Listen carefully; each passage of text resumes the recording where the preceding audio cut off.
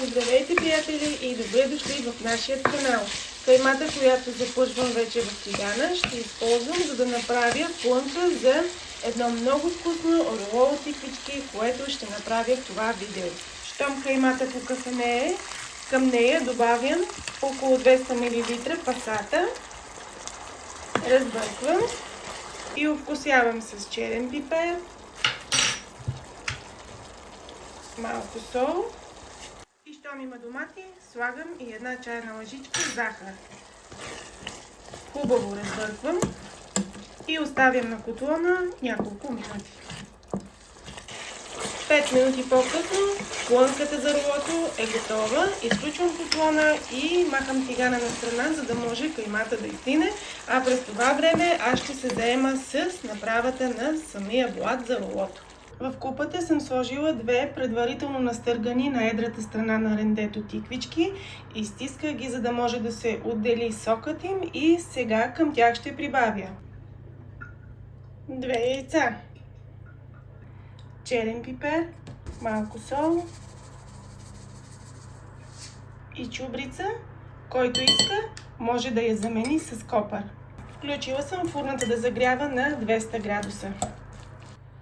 Добавям 100 грама кашкавал, също настърган. Сбърквам хубаво и сместа за блата вече е напълно готова. Видяхте, 2 тиквички, 2 яйца и около 100 грама настърган кашкавал, няма никакво брашно. На дъното, на тавичката, в която ще пека блата, съм сложила хартия за печене.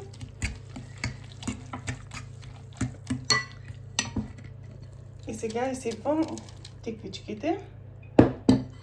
С помощта на лъжица заравнявам. Тавичката отива във фурната. Блата се пече на 200 градуса, докато отгоре хване апетитен загар. Блатът вече е готов и е време да го изваждам от фурната.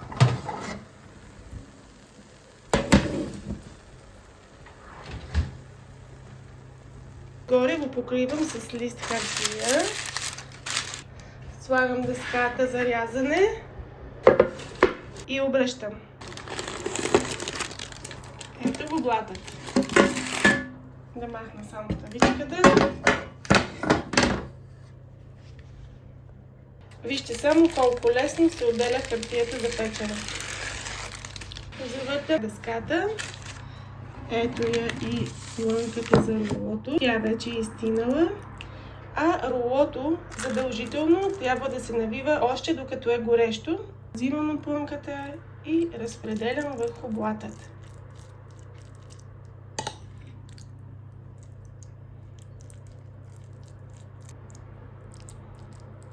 Както казах, навива се още горещо.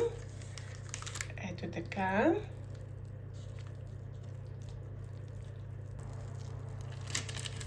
Обръщам и готово. Ето, вижте какво прекрасно роло се получи.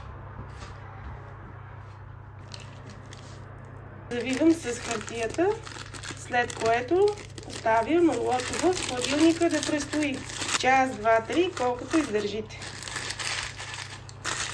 След няколко часа в хладилника ролото вече се е стегнало и е време да го нарежа.